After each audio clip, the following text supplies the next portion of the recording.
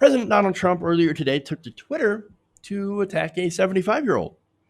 So now this is Martin Gugino, who was assaulted by Buffalo police, and Trump made some tweets, one in particular that implied that he was a terrorist. He said, Buffalo protester shoved by police could be Antifa provocateur. 75-year-old Martin Gugino was pushed away after appearing to scan police communications in order to black out equipment, and he tags One American News Network. He said, I watched. He fell harder than was pushed. Was aiming scanner. Could be a setup. Oh, first of all, it wasn't a scanner. It was a phone. Which makes sense. If you're trying to get close to film officers' badge numbers, which should be public, right? They're not allowed to cover their badge numbers. No, those numbers should be public. We should know who these officers are because they work for us, or at least in theory, they're supposed to.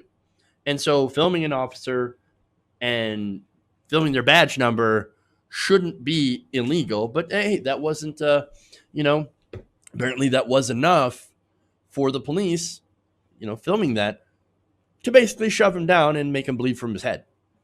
Now, you guys saw the video. I'm not going to show that here. And so there's the problem, right? So now, Gugino, as I mentioned before, he was pushed down so hard he bled. He's in the hospitals in serious but stable condition. But according to Trump and One American News, well, he's the bad guy. He's terrorist Antifa. And he was trying to black out communications, which is ridiculous, right? So now the reason that I mentioned, they think he's a terrorist, right? Donald Trump tried to label and get this official, right, that Antifa is a terrorist organization. Well, for one, Antifa is not an organization. It's basically an ideology. It literally is anti-fascism. And now look, we're all anti-fascists, or at least I know a lot of you watching are, right? So it's an ideology. We're against fascism. Now, some people who are against fascism say that, well, we're against it and we're going to do everything that we can, including use violence, to prevent fascism from taking hold in America, or to fight back against instances where we believe these people or organizations are fascist, and we will employ violence. And so that is what we're going to do, right? But understand, right? Anti-fascism is a literal American tradition. I'm just saying, nearly all Americans are anti-fascist. But as I mentioned, the difference is some of us are willing to meet violence with violence. Now, Gugino isn't in that group, right? He's actually a longtime Catholic peace activist, right? So he's somebody that says, I believe in non-violence. And he was met with state-sanctioned violence, which is kind of ironic. But I believe he's a hero. But Donald Trump says, no, he's Antifa. He's a provocateur. And it's his own fault that police shoved him down because he was doing something wrong. But he wasn't doing anything wrong. He was, again, just out there yes, he was doing nonviolent, peaceful protests. And that was it. Now, you want to look at who's actually a terrorist, who's actually causing terror and death, right? Well, you have far-right extremists who cause death. These are people that are extreme anti-government groups, people like Sovereign Citizens that have killed police officers. I don't remember the right-wing outrage over that when several, I think it was Texas police officers were killed by these Sovereign Citizens. And that's a far-right movement, as I said before. I don't remember them being outraged when they were aiming guns at federal police or federal, Bureau of Land Management people and federal troops and police. These Bundy folks were literally aiming weapons. They took over government property. I don't remember the right wing being outraged about that. I actually remember them being on the side of the Bundys. And so, look, right wing groups, they have been responsible for killing more American citizens than Muslim extremists. Whereas the death toll from Antifa, right, stands at 0. Yeah, they'll punch someone in the face and they'll throw a milkshake. I'm not saying that I condone that. I'm just saying that when you compare that, I mean, you can see who the real danger is. Okay. And so now Trump shows how much of a garbage person he is, because instead of taking the side of the peaceful protester and say, hey, you know what, that was not cool for that police officer to do, me and the Justice Department, we're going to look into this, and we're going to make sure that all peaceful protesters, as this guy was, are treated fairly. We will crack down on rioters and looters, but we will make sure that every American has their ability to be able to peacefully assemble and all that under the First Amendment. See, he would have actually done something good. Like, he would have not been an ass if he had come out with a statement like that. Instead, he's like, no, I'm in favor of police pushing over elderly people because something Antifa. No, ridiculous. Ridiculous. Garbage. And so now he bases this off a report from, as I said, One America News. But wait, One America News is a literal propaganda arm that has created fake news. How dare they call themselves news? Again, it's fascist Republican propaganda, literally set up to lick Donald Trump's boots.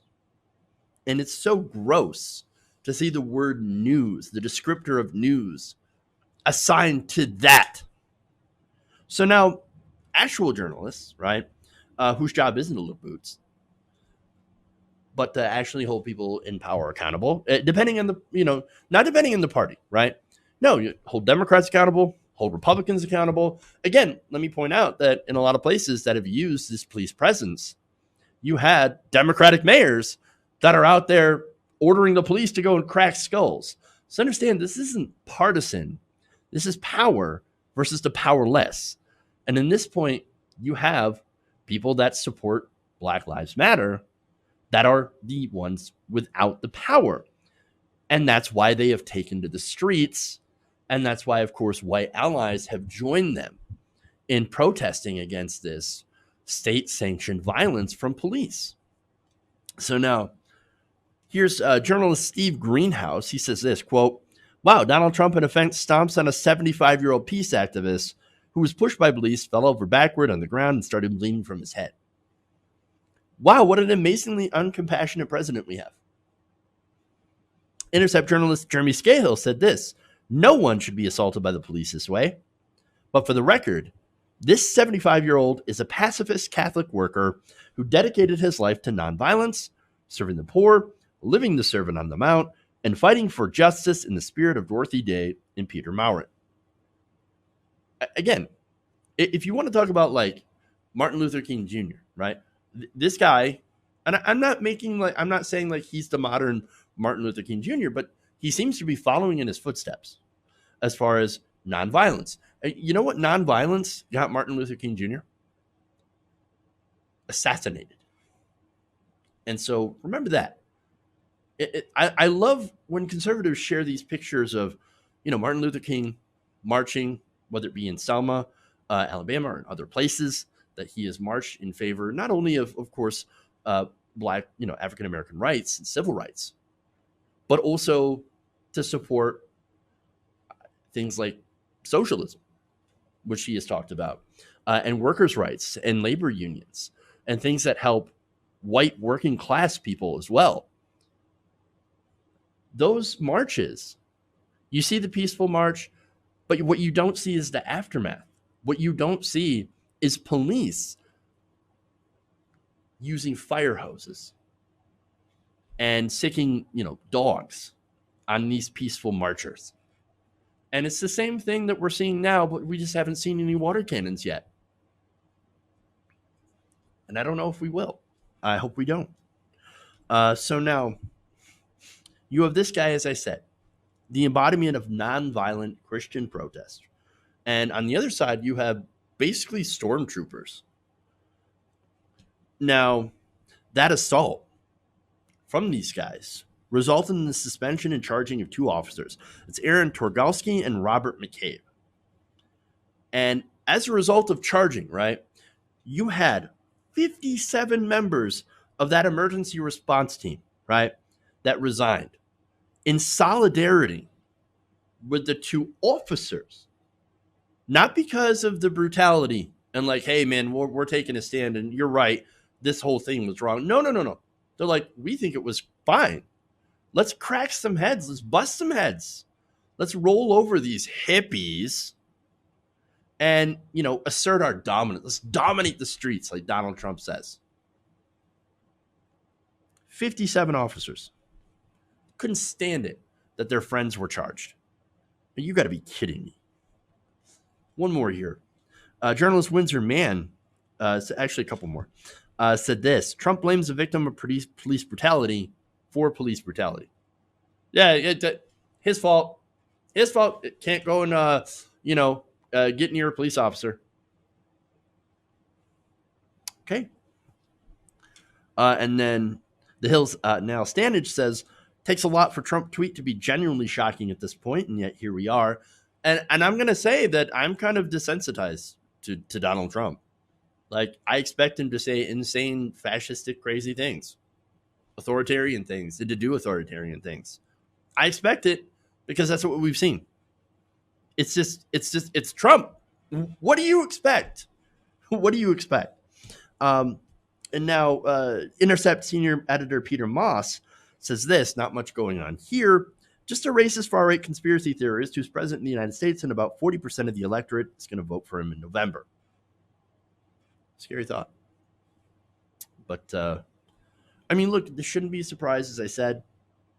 We knew Donald Trump was an authoritarian. I knew he was going to be a disaster.